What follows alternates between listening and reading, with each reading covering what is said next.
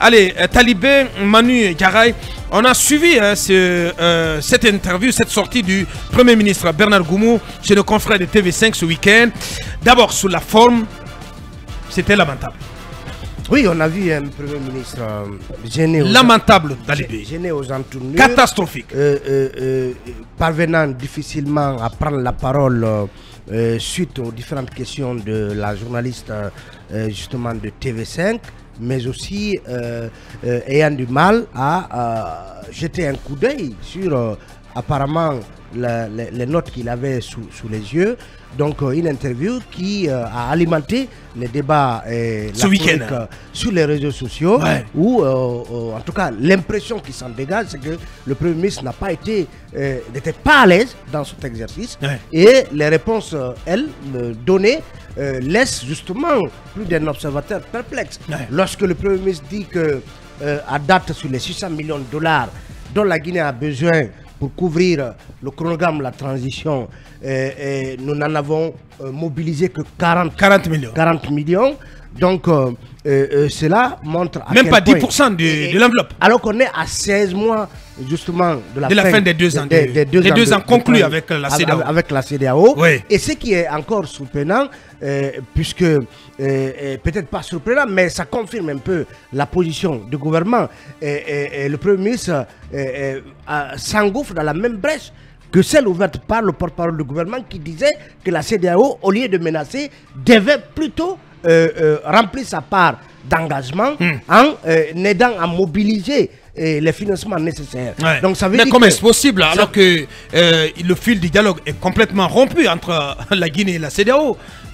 Comment compter sur cette CEDEAO? Même si le fil de ce dialogue existait à Bakar, ces élections, M. François Fall le rappelait ici, ce sont des élections guinéennes. Cette sortie de transition, c'est une sortie de transition guinéenne.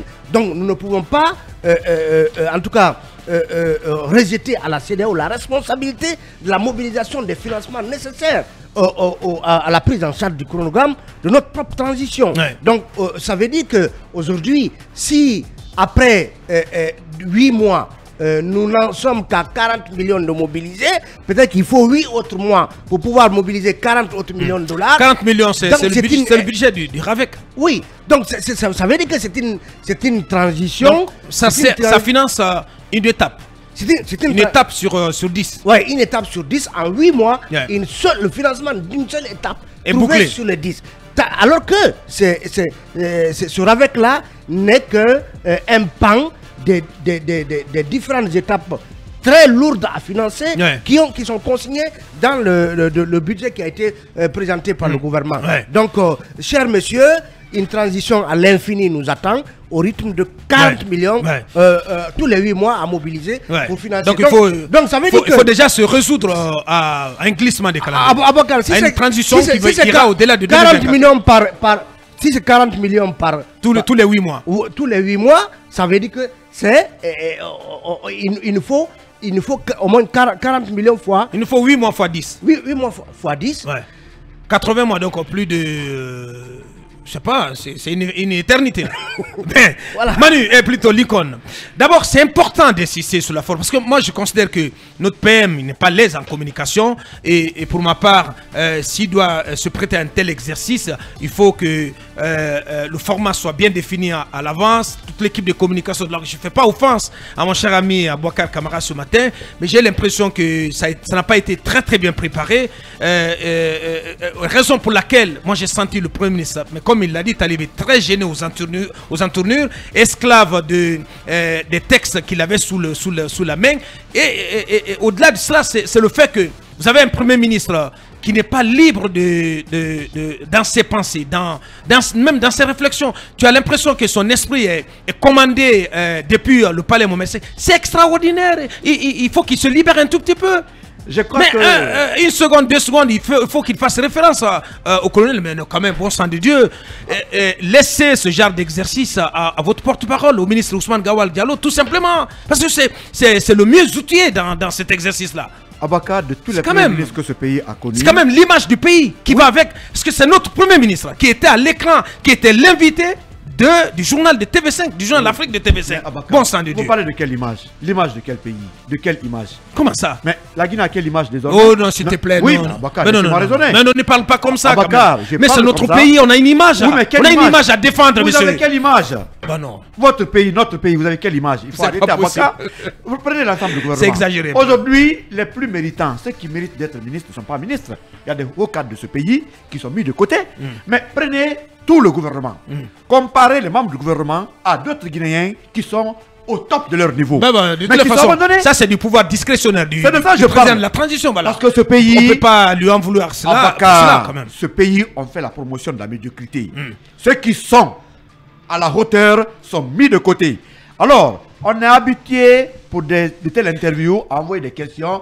Question-réponse, question-réponse. Ouais. La journaliste est sortie de ça. Le Premier ministre ne peut pas. Il a peur, il a un camp derrière. Quand il répond à une question qui ne correspond pas, il a peur d'être débarqué. Ouais. C'est la honte nationale. Ouais. Dire que c'est notre PM qui est incapable de répondre, en tout cas, librement. Il faut qu'il... Parce qu'il était en train de lire. Mais on dirait... Il était en train de lire des réponses préfabriquées. Et avec ça, vous dites que le pays a l'image. Mais l'image de la Guinée est partie en lambeaux. Quand on a un Premier ministre incapable de pouvoir... en tout cas, répondre aux questions des journalistes à l'international. Parce que ça fait oublier complètement le fond de l'interview.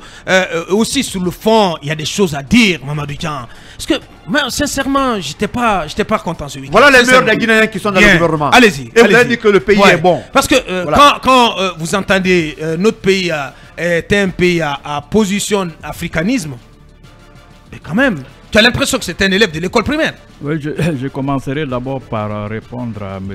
Lincoln. Les Anglais disent right or wrong, my country. Votre pays, qu'il ait raison ou tort, bon ou mauvais, il reste votre pays. Tout à fait. Donc notre Premier ministre, nous avons tous suivi ses louvoiements. C'est d'ailleurs le titre de l'édito qui malheureusement n'a pas pu passer, faute de timing. Donc il était... complètement à la peine. Complètement à la peine. De telles interviews, je crois que son équipe, connaissant déjà comment le niveau est, je ne doute pas qu'il soit docteur ou pas, mais communiquer n'est pas facile. La culture générale... C'est pas son plus fort. La communication n'est pas le plus fort de chez Goumou. La culture générale aussi, généralement... en Guinée, je ne jetterai pas la pierre aux gens, mais les gens n'ont pas le temps de lire tout ça parce que quand ils parlent d'africanisme, je ne sais pas s'ils maîtrisent bien tout ça. Le panafricanisme. Le panafricanisme, tout ça, je ne pense pas s'ils maîtrisent. Donc, M. Goumou a un peu raté le coach pour cette interview. Je ne sais pas si c'était sa première sur TV5. Sur un média international. Un média international, il doit... comment dirais-je, réapprendre à mieux communiquer parce que la forme a noyé le fond finalement. Parce qu'il faut rappeler que c'était à l'occasion de l'an 1 de sa confirmation dans la fonction de Premier ministre. Voilà, c'était une sorte de bilan, à mi-parcours et finalement c'est plutôt sa prestation qui a retenu l'attention parce que partout sur la toile, on a vu des gens se déchaîner avec des sarcasmes. Donc, il a apporté de l'eau au moulin de ses détracteurs pour ne pas dire qu'il leur a donné le bâton pour se faire molester. Et donc, je crois qu'il faut revoir tout ça. Maintenant, cette prestation, il y en a qui déjà... demande le départ de Goumou, mais moi je leur dirais que M. Goumou, comment dirais-je, généralement les présidents, c'est quand un premier ministre brille, a de l'aura qui l'enlève. Parce que De Gaulle, il avait, comment dirais-je, sacrifié Pompidou, qui était devenu célèbre, qui avait sauvé la République suite à mai 68. Qui avait une personnalité haute en couleur. Pompidou, à son tour, une fois président, il a Chaban Delmas qui était populaire, il l'a renvoyé pour ça. Donc, vous avez vu tout ça quand un premier ministre est populaire. Mitterrand aussi, Michel Rocard qui était populaire, le leader de la deuxième gauche, il s'en est débarrassé. Donc, les présidents, le couple présidentiel le président préfère coupe de l'exécutif. Le couple de l'exécutif. On préfère parfois un maillon faible comme PM. Un ectoplasme, voilà, comme on dit. Que un PM qui a de l'aura. Bien. Oui, Manu, votre regard sur cette prestation assez laborieuse, pour ne pas dire lamentable, de notre PM chez nos confrères de TV5. Personnellement, je n'ai pas pu le suivre en direct quand cette interview passait. J'ai pas pu la suivre en direct, mais au vu évidemment des réactions que ça a soulevé, parce que personnellement, justement, c'est à travers les réactions que j'ai compris en quelque sorte comment l'interview s'était déroulée. J'aurais donc du mal à me prononcer sur le fond. Sur la forme, visiblement, ça ne satisfait pas beaucoup de personnes, c'est clair. Par contre, sur le fond, quand je prends notamment la question liée, excusez-moi, quand je prends la question liée au financement du processus électoral, je crois, à mon humble avis, que ce qui dérange le plus, c'est peut-être parce que ce ne sont que 40 milliards qui sont mobilisés. 40 millions de dollars. 40 millions de dollars qui sont mobilisés. Ce n'est pas parce que le Premier ministre l'a dit, mais c'est parce que le montant semble dérisoire aux yeux de l'opinion. Oui, bien sûr. Alors, on aurait aimé peut-être un Premier ministre qui vienne mentir pour dire on a mobilisé 200 millions de dollars, alors que ce n'est pas vrai. Mais je vois plutôt quelqu'un qui est sincère, sur ce point précis, qui a dit la vérité. Même si c'est 1 million de dollars qu'on a pu mobiliser, on dit 1 million de dollars, ça peut ne pas plaire, mais ça reste la vérité. Au moins l'opinion sait où on en est.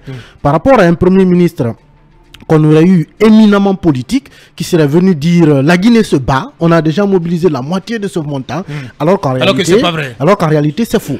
Donc là-dessus, je crois que ce qui dérange le plus, c'est la vérité, ce n'est pas... Ça aurait été. Non, attendez, c'est la modicité du montant de justement, 40 millions. C'est la modicité du montant, ce n'est pas la tête du Premier ministre. Non, c'est pas la tête. On est sorti de ce débat, Manu, mais... à savoir qu'à 16 mois de la fin des 2 ans de transition conclue avec la CEDEAO, qu'on en est qu'à cette portion congrue du budget mobilisé sur l'enveloppe globale, c'est ahurissant, Manu. C'est pourquoi je dis comment compter sur la CEDEAO à la limite, il a révélé... Ça semble être le refrain au niveau du gouvernement. La CEDEAO, c'est la CEDEAO qui doit le faire. Il a révélé une vérité qui doit pousser à réflexion.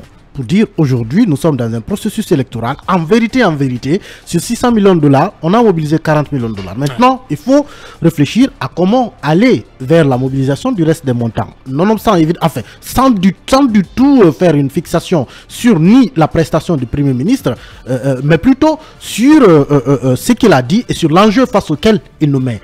Est-ce que dans les négociations avec la CEDEAO, il était prévu que la CEDEAO serve de tête de proue? Si cela était prévu, il faut alors comprendre le discours du gouvernement qui consiste à dire que la CEDEAO doit accompagner, parce qu'au nom justement du principe... la CEDEAO peut le faire? C'est ce que je suis en train de dire. Au nom du principe de subsidiarité... Les rapports sont exécrables entre la Guinée et la CEDEAO. Oui.